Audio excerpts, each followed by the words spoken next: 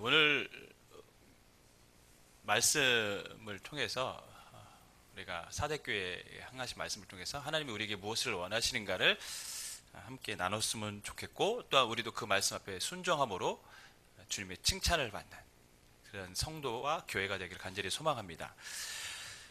마이다스의 손이라는 이야기를 들어보셨을 것입니다. 어떤 일을 하든지 성공을 하는, 그러니까 손을 대는 것마다 잭팟을 터뜨린다, 대박이 난다, 하는 사업마다 잘 된다, 이런 사람을 향해서 마이다스의 손이다, 이렇게 이야기를 합니다. 이 이야기는 그리스 신화에서 나온 말이죠. 그 미다스 왕이라는, 영어로 하면 마이다스, 미다스 왕이라는 사람이 있습니다. 굉장히 부유한 나라의 왕이었는데 더 많은 재산을 갖고 싶었습니다. 그래서 디오누소스라는 신에게 찾아가서 내가 만지는 것마다 황금으로 되게 해달라 라는 청을 합니다. 이 디오니소스가 그 청을 들어줍니다. 그래서 미다스 왕이 만지는 것마다 황금으로 변하는 거예요. 그래서 이 마이다스의 손이라는 말이 나온 것이죠. 되는 것마다 황금으로 변하는 것입니다. 근데 문제가 생깁니다. 닥치는 대로 다 황금을 만드는데 밥을 먹을 수가 없는 거예요. 음식도 황금으로 변합니다. 그리고 자기 딸을 안았는데 딸도 황금으로 변한 거예요. 이 미다스 왕이 뭔가 잘못됐다는 걸 알게 됩니다. 그래서 디오니소스에게 찾아가서 다시 원래대로 좀 바꿔달라. 그래서 디오니소스가 다시 그 청을 들어줍니다. 그래서 팍톨로스라는 강에 가서 네가 씻어라. 그럼 원래대로 돌아갈 것이다 해서 강에 가서 씻습니다. 그러고 나서 원래대로 돌아옵니다. 이게 그리스 신화에 나오는 미다스 왕의 이야기죠. 이 신화의 배경이 됐던 곳이 바로 우리가 읽은 샤데 지역입니다. 팍톨로스 강이 있고, 이 샤데는 사금이 많이 나오는 곳이었어요. 금이 많았던 곳이기도 합니다. 그래서 세계 최초로 금화를 만든 나라가 이 샤데 지역입니다. 굉장히 풍요로운 지역이 샤데 지역이었어요. 여러분, 풍요로운 도시 얼마나 좋습니까? 더군다나 이 성은 암벽 위에 세워졌기 때문에 요새와도 같았습니다. 그래서 적들이 함부로 침입할 수 없는 곳이 또 4대 지역이기도 했습니다. 돈 많고 안전하기까지 합니다. 얼마나 좋습니까? 얼마나 살기 편한 곳입니까? 신앙생활하기에 너무나 딱 좋은 조건 아닙니까? 안전하고 어떤 위협도 없고 물질도 많고. 그런데 이 교회는 소아시아 7교회 중에서 칭찬을 받지 못한 2교회 중에 한 교회, 책망만 받은 교회였어요. 참 아이러니합니다.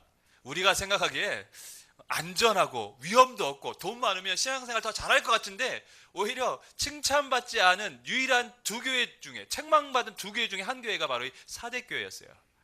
도대체 이 교회는 왜 책망을 받았을까요? 1절 말씀 우리 다시 한번 읽도록 하겠습니다. 시작.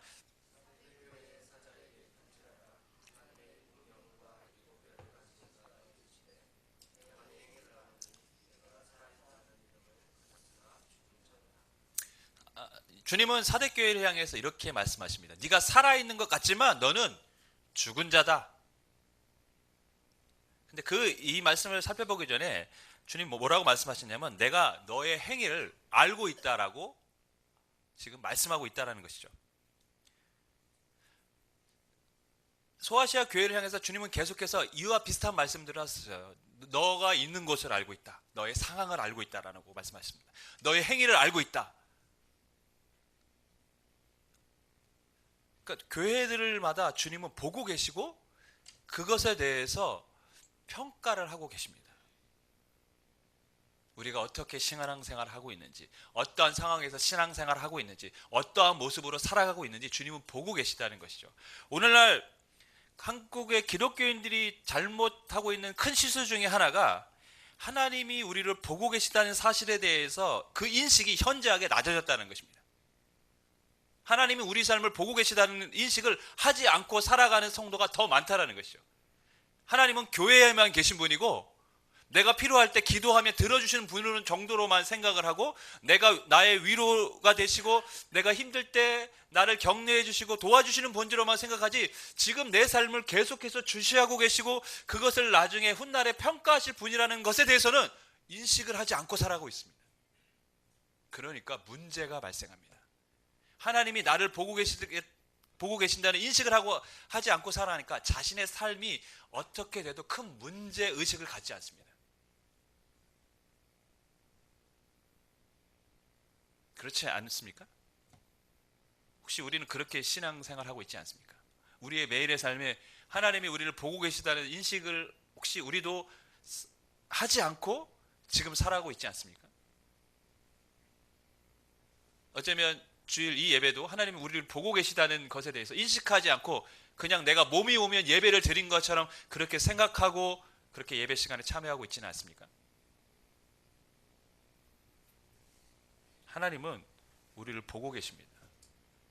우리의 모든 것을 알고 계십니다. 우리의 처한 상황도, 우리의 아픔도, 우리의 어려움도 알고 계시지만 또한 우리가 행하고 있는 하나하나도 주님은 보고 계시고 훗날에 그 행위대로 우리에게 책망하실 수도 있다라는 사실을 우리는 기억하며 살아야 됩니다. 우리가 하나님을 나를 보고 계신 분으로 인식하지 않기 때문에 하나님을 경외하지 않는 모습들이 있습니다. 하나님을 경외하지 않는 신앙인들은 어떻습니까? 내 멋대로 살 수밖에 없습니다. 왜? 하나님이 두렵지 않으니까요. 하나님은 우리를 보고 계신 분입니다. 하나님을 경외할 때 바른 신앙인이 될 수 있습니다. 바른 삶을 살 수 있습니다. 하나님을 경외하는 성도가 되기를 주님의 이름으로 간절히 부탁을 드리겠습니다. 하나님을 경외하셔야만 합니다. 사대교회를 향해 주님은 내가 살았지만, 살아있는 이름을 가지지만 죽은 자라고 했어요. 무슨 의미가 있을까요? 살아있는데 죽었다. 오늘날 우리나라의 복음화율이 가장 높은 도시가 어디입니까? 강남입니다. 강남의 기독교인이 무려 50%에 육박한다고 합니다.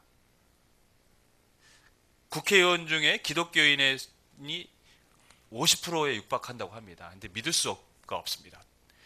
도무지 50%의 기독교인이 도대체 왜 그 모양으로 살아가고 있는지 녹음되고 있지만 이해가 안 돼요. 정치인들 중에 어떤 사람들은 자신의 정치적 목적을 위해 기독교라는 신앙을 가진 사람도 있을 것입니다. 표를 얻기 위해서. 강남에 사는 많은 그리스도인들이, 교회를 다니는 사람들이 명목상 그리스도인들이 많습니다. 중산층의 사람들은 기독교라는 문화를 갖고 있어야 된다고 생각하는 인식들이 있어요. 내가 사회에 이 정도 성공한 사람이라면 신앙을 갖고 있어야 되는데 기독교 신앙이 그 중산층의 신앙과 맞다라는 것이죠. 그래서 그런 생각으로 기독교 신앙을 갖고 있는 사람도 상당히 많습니다. 그러니까 기독교인이라고 자신이 기록을 하지만 명목상 그리스도인이지 실제로 그 사람은 그리스도인이 아닐 수 있다는 것이죠. 저는 이 사대교회를 보면서 오늘날 한국교회의 모습을 봅니다. 살아있는 것 같지만 죽은 교회. 이러한 성도들로 가득 찼던 것이 사대교회입니다. 살아있는 것 같지만 다 죽었어요. 돈이 많습니다. 안전합니다. 할 수 있는 게 많죠. 교회에서 다양한 프로그램들이 열립니다. 다양한 행사들을 진행합니다. 사람들이 북적북적대고 몰려듭니다. 볼 때는 교회가 생동감 있고 살아있는 것처럼 보입니다. 그런데 주님은 그 교회를 향해 죽은 교회라고 말씀하고 있습니다. 예수님을 나의 주님으로 믿고 우리의 전 인생을 그 주님 앞에 맡기는 삶들이 아니라 단순히 종교로 그냥 인식하고 살았다는 것이죠. 나에게 부를 줄 수 있고 내가 기도할 때 나에게 뭔가 도움을 줄 수 있는 어떠한 또 다른 신을 섬기는 것처럼 그들은 신앙을 받아들였고 그렇게 사람들이 교회에 몰려들었던 것입니다. 겉으로 봤을 때는 뭐 세상의 여느 교회와 다를 바가 없어요. 예배도 하고 봉사도 하고 구제도 하고 그렇습니다. 그러나 그 교회는 죽은 교회였습니다. 타성에 젖었고 형식적이었고 과거에 매여 있고 이방 종교와 혼합되어 있고 세속적인 모습이 교회 안에 그대로 들어와 있었습니다. 당연히 세상과 구별되지 않았겠죠. 살아있는 것처럼 보이지만 죽은 교회, 어쩌면 오늘날 우리 한국교회와 성도들이 들어야 될 책망입니다. 교회에서 예배를 드린다고 다 성도가 아닙니다. 교회에서 봉사를 하고 성경검을 하고 그렇게 우리가 주님을 섬긴다고, 교회를 섬긴다고 해서 우리가 다 살아있는 성도가 되는 것은 아닙니다. 다양한 프로그램이 진행되고 사람이 북적된다고 그 교회가 살아있는 영적인 교회인 것은 아닙니다. 매일의 삶에 하나님을 인식하지 않고 살아가고 있다면 그 사람들은 다 이미 죽은 사람들입니다. 여러분, 죽은 사람은요 반응하지 않아요. 죽은 사람은요 인식이 없어요. 누가 앞에 있는지 모릅니다. 죽은 사람은.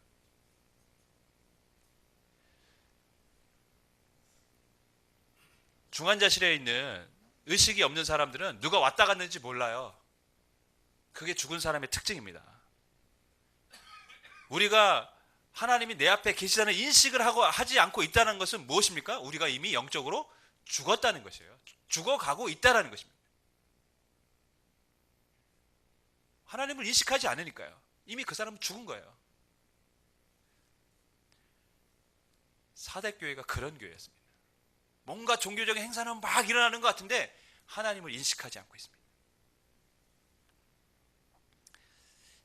아이러니한 것은 사대교회가 이 소아시아 7교회 중에 가장 부자이기도 했지만 또 이단이나 외부의 핍박도 없었던 곳이기도 합니다. 우리가 잘 아는 건 서머나 버가모 다 핍박이 있었어요. 근데 이 교회는 핍박도 없었어요. 참 재밌지 않습니까? 돈 많고 핍박도 없고 그런데 죽어 있어요. 근데 저는 오히려 핍박이 없었기 때문에 죽은 교회가 되었다고 봅니다. 핍박이 있는 교회는 살려고 발버둥을 쳤겠죠. 믿음을 지키려고, 순수하게 믿음을 지키려고 했는데 그렇게 믿음과 철저하게 싸웠는데 이 교회는 핍박이 없으니까 타성에 젖기 시작합니다. 그냥 예배는 예배인 거예요. 어느 날부터 예배는 습관이 되고 나의 그냥 종교 행위가 되어져 버립니다. 여러분, 이스라엘 백성들이 타락한 곳은 가나안 땅, 젖과 꿀이 흐르는 땅이었습니다. 열왕들이 타락했던 순간들은 하나님의 은혜로 나라가 평안하고 부강할 때였습니다. 재밌죠? 평안하고 부강하면 우리는 신앙 잘 지킬 것 같은데 오히려 성경의 역사를 보면 그때마다 성도들은 타락하기 시작합니다. 고난이 힘든 것이지만 때때로 고난은 우리의 영혼을 살리는 그런 하나님의 손길일 수도 있습니다. 평안이 좋은 것이긴 하지만 평안은 때때로 우리의 영혼에 독이 될 수 있다는 사실을 여러분 기억해야 됩니다. 여러분 평안하십니까? 깨어서 기도하셔야 됩니다. 내 영이 죽지 않도록. 고난이 있으십니까? 기도하십시오. 하나님을 고난 가운데 경험하게 될 줄 믿습니다. 주님은 이 교회를 책망만 하신 것이 아니라 바르게 회복될 수 있는 길도 가르쳐 주셨어요. 3절 말씀인데요. 우리 같이 읽겠습니다. 시작.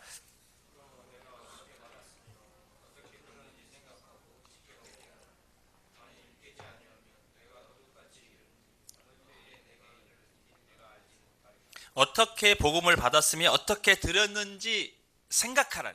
과거에 네가 처음에 너희들이 복음을 받았을 때 그 복음을 어떻게 어떤 마음으로 받았는지 생각해 보라는 거죠. 그리고 그때 어떻게 하나님을 처음으로 섬겼는지를 다시 돌아보라는 것이죠. 그때는 순수했다는 것이죠.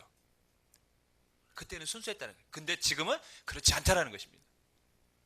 그러니까 그때 처음의 모습으로, 처음 주님을 만났을 때의 모습으로 다시 생각하고 그때로 돌아가라는 것입니다. 한국교회 초창기 여러분 굉장히 순수했습니다. 예전에는 성미라는 게 있었어요. 성미가 뭔지 아시죠?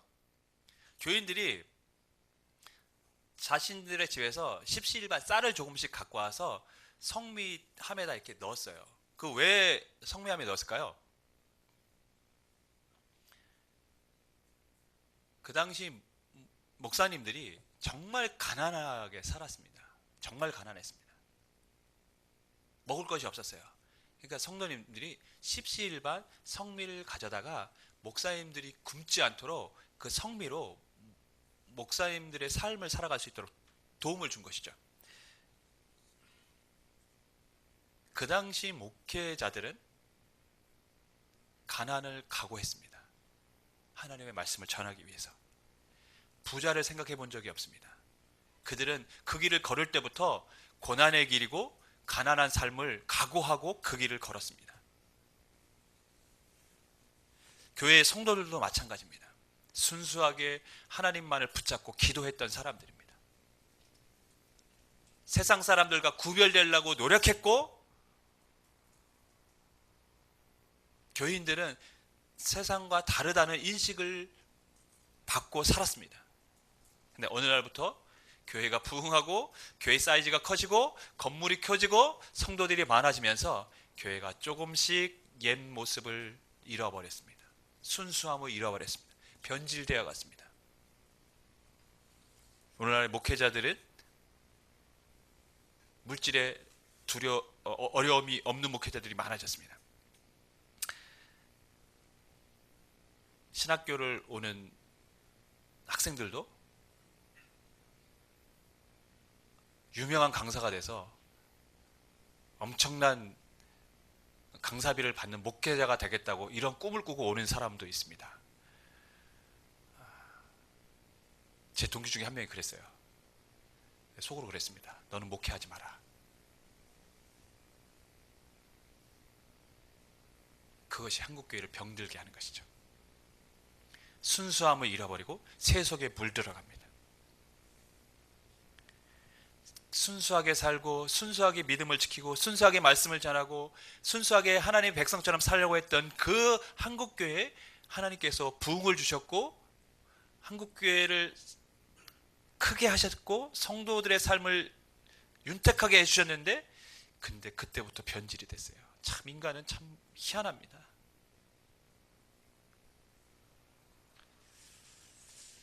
지금의 한국교회가 과거와 같이 순수하다고 말할 수 있는 사람이 과연 있을까요? 아무도 그 말을 못할 것입니다. 한국교회 목회자들이 과거의 목회자들처럼 순수하다고 지금 말할 수 있는 사람이 과연 몇 명이나 될까요? 세속화되고 변질되어 버린 교회, 말씀과 권력 앞에 무릎을 꿇고 그것이 교회의 마치 자랑인 것처럼 그렇게 내세우는 교회들.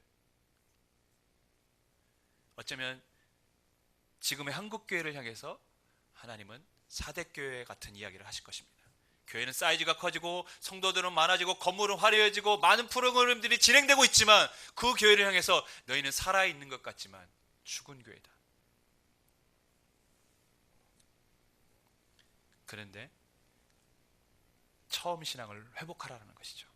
다시 처음 믿었을 때로 돌아가라는 것입니다. 저는 저의 첫 예수님을 만나고 그 신앙생활 했던 때를 설교를 준비하면서 돌아봤어요. 그때는 정말 왜 그렇게 살았는지 저도 잘 모르겠어요. 하루 종일 찬양을 듣고 말씀을 읽고 그것이 기뻤어요. 집에 혼자 있으면 기타 하나 갖고 우리 아버님 시끄럽다고 할 때도 있었어요. 그렇게 찬양하고 그렇게 지내왔던 시절들이 있었습니다. 그때는 너무 좋았어요. 그게 철야예배 끝나고 청년들과 또 남아서 기도하고 그랬던 시절이 있었습니다. 사역자도 아니었지만 평신도로서 정말 사역자보다 더 열심히 사역했던 시절이 있었어요. 제가 정말 전도사로 사역을 했을 때 사례를 봤는데 미안했어요. 왜냐하면 평신도 때 더 열심히 사역한 것 같은데 내가 이거 지금 사례비를 받아도 되나 이런 생각이 들 정도로 평신도 때는 열심히 했어요. 주일날 집에서 6시 반에 교회를 향해서 떠나고 밤 11시 3분 막차를 타고 집으로 돌아가기도 했습니다. 그런 날을 10여 년 보냈어요. 평신도 때. 가만히 생각하면 그때만큼 제가 영적으로 좋았을 때가 없었던 것 같아요. 순수하게 하나님만 바라보면서 주님만 바라보면서 사역했다. 오히려 사역자가 되니까 여러 가지 재고 생각하는 게 많아진 것 같아요.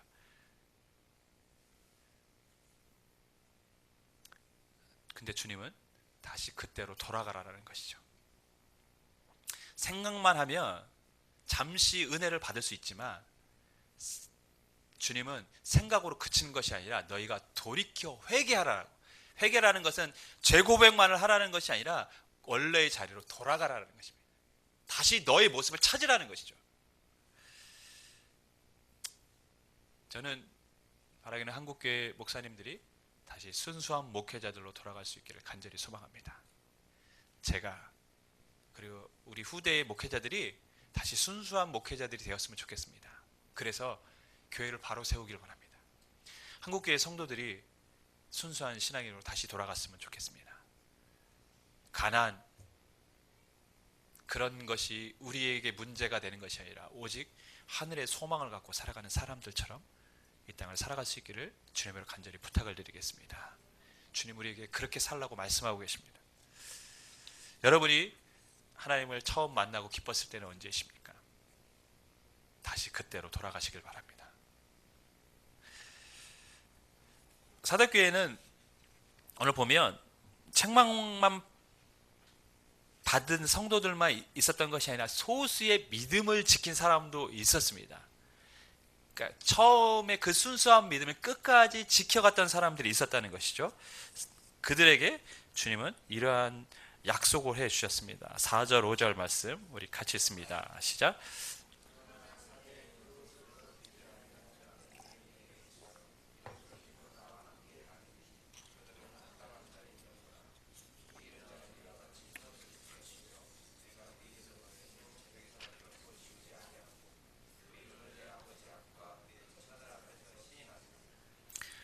소수의 사람들은 여전히 그 믿음을 지키고 살았다는 것이죠. 순수하게 주님만 바라보고. 그래서 그 사람들은 흰옷을 입었다라고 표현했습니다. 세상과 동화되지 않았다는 것이 깨끗하게 살았다는 것입니다. 그래서 이 사람들에게 세 가지 칭찬을 주시죠. 이기는 자는 흰옷을 입을 것이다. 흰옷을 입는다는 것은 하나님 나라의 주의 영광에 참여한다라는 것입니다. 또 생명책에서 결코 지우지 않겠다. 반드시 그는 하나님의 구원을 얻게 될 것이다. 세 번째, 그 이름을 내 아버지 앞과 그의 천사들 앞에서 시인하리라. 실은 이 말씀도 마지막 주님이 심판하실 그때에 주님께서 그 사람을 시인해 준다는 것이죠. 저 사람이에요. 크게 보면 다 구원의 약속인 것입니다. 하늘의 영광에 참여하고 생명책에 지어지지 않고 심판하에 주님께서 우리를 시인해 준다는 것이죠. 근데 저는 주님께서 우리를 시인해 준다는 이 말씀을 우리가 한 번 더 묵상하기를 원합니다. 시인한다는 것은 법정에서 그 사람의 증인이 되어주는 것입니다. 하지만 마지막 날에 우리가 하나님 앞에 다 심판을 받을 때 하나님이 우리에게 증인이 되어주시고 우리를 인정해 주신다는 것이죠. 어떻게 해요? 아버지, 제 사람이에요. 저 성도예요. 저 사람이 끝까지 믿음을 지킨 성도예요. 저 성도가 세속에 물들지 않고 많은 사람들이 다른 길로 갔지만 저 성도는 끝까지 좁은 길로 걸었고 하나님 앞에 영광을 돌렸던 사람이에요. 저 사람이에요. 저는 심판대 앞에 설 때 주님이 저에게 이렇게 말해줬으면 좋겠어요. 주님, 쟤예요. 내가 말했던 애가 쟤예요. 하나님 앞에서 살려고 노력했던 목사예요. 하나님 앞에서 살려고 했던 성도예요. 주님의 칭찬, 우리가 그 이야기를 들어야 되지 않겠습니까? 주님이 우리에게 원하시는 게 무엇입니까? 성공입니까? 대단한 업적을 남기는 것입니까? 오늘 성경은 그렇게 말씀하지 않습니다. 끝까지 믿음을 지키는 것이죠. 믿음 안에 사는 것입니다. 그 사람들을 주님이 칭찬, 인정해 주시는 것입니다. 바라기는 저와 여러분이 마지막 주님의 심판대 앞에 섰을 때 주님이 인정해 주시는, 칭찬받는 성도가 되기를 주님으로 간절히 축원하겠습니다. 회복의 길을 보여주셨는데, 그런데 회복하지 않았을 때 경고의 말씀도 함께 해주셨어요. 만일 일깨이지 아니하면 내가 도둑같이 이르리니 어느 때 내가 이르는지 내가 알지 못하리라. 회개하지 않으면 어느 때 내가 임해서 너를 심판하겠다, 징계하겠다는 것이죠. 이 이야기는 이 지역의 역사적 배경을 두고 예수님이 말씀하신 겁니다. 아까도 말씀드렸듯이 요새예요. 요새였는데 페르시아가 이 사대는 리디아 왕국의 수도입니다. 리디아 왕국을 점령하려고 했는데 점령이 안 되는 거예요. 워낙 요새니까.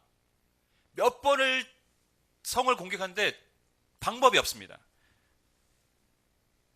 그래서 어떻게 해야 되나 고민하고 있는데 우연하게 이 절벽 쪽에서 보초를 쓰던 병사가 자기가 쓰고 있던 투구를 떨어뜨립니다.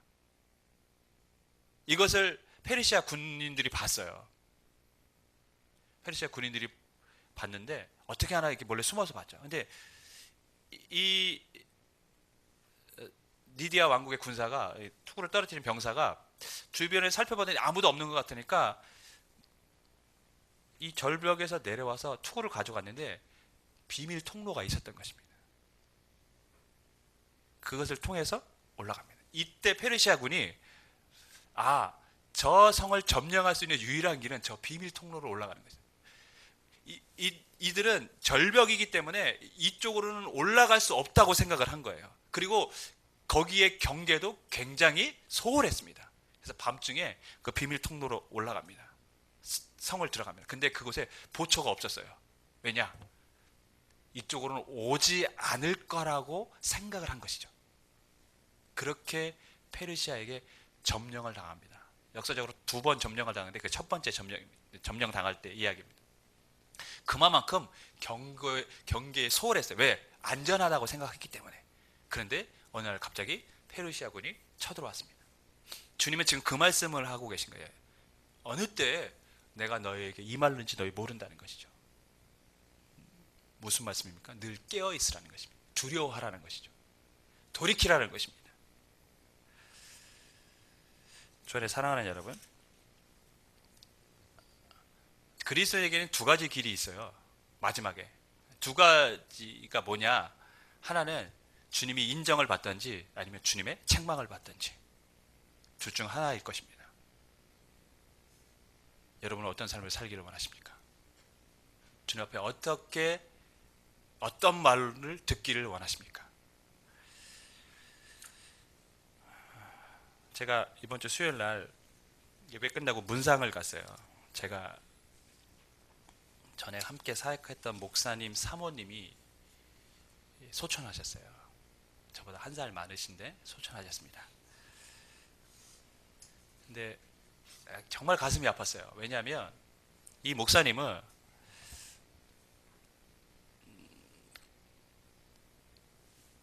병이 있어요. 눈에 병이 있는데 초점이 우리처럼 이렇게 넓게 펴지는 게 아니라 굉장히 좁습니다.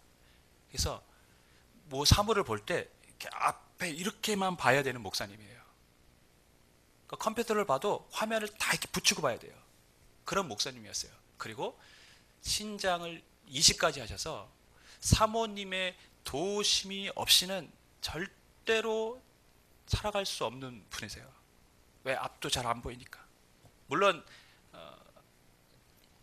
그 조그만 초점으로 사람을 인식하긴 합니다. 누군지 대충 감을 잡습니다. 그런데 일상생활하기 굉장히 불편하신 것이죠. 사모님이 도우심이 없이는 정말 살아갈 수 없는 분인데 사모님이 암에 걸리셨고 투병을 하다가 소천하셨어요. 제가 거기 갔다 왔어요. 근데 제가 왜라는 말을 참 이번 주에 많이 했던 것 같아요. 하나님 앞에. 왜요, 하나님? 왜요? 왜요? 불러가시려면 같이 불러가시지. 왜 혼자 두게 하셨습니까? 왜요? 가슴이 너무 아팠어요. 두 분 다 가슴이 아팠을 것 같아요. 그래서 더 마음이 막 미었어요. 우리 목사님은 자기 때문에 아내가 고생만 하다가 간 것 같아서 마음이 아프실 것 같아서 너무 괴로웠고, 또 하늘로 올라가신 우리 사모님은 그러한 남편을 두고 간다라는 게 얼마나 미안했을까. 그 생각하니까 너무 마음이 아픈 거예요. 그래서 제가 하나님 앞에 정말 왜라는 말을 이번 주에 굉장히 많이 했던 시간이에요. 왜요? 왜 하나님 왜 그렇게 하셨습니까? 인생이 아무것도 아니고 짧다. 그게 주님이 제게 주신 말씀입니다. 언제 우리가 주님 앞에 부름을 받을지 모른다. 그래서 주님이 그때까지 미워하지 말고 다투지 말고 그냥 이해해주고 사랑하면서 살아라, 이렇게 제게 말씀하시는 것 같았어요. 또 하나, 언제 주님이 부르실지 모르기 때문에 지금 남은 삶을 네가 어떻게 살아야겠냐라고 저에게 묻고 계시는 것 같았습니다. 그리스도인으로 이 땅에 산다는 거 쉬운 일이 아닙니다. 세상과 구별되고 세상의 흐름과 다른 모습으로 살아가야 하는 거 결코 쉬운 일이 아닙니다. 그러나 그렇게 살아가는 사람들, 이기는 자는 주님이 그 이름을 기억해 주실 줄 믿습니다. 남은 인생 주님의 앞에 우리의 이름이 기억되도록 그리스도인답게 삶을 살아갈 수 있기를 주님으로 간절히 축원하겠습니다.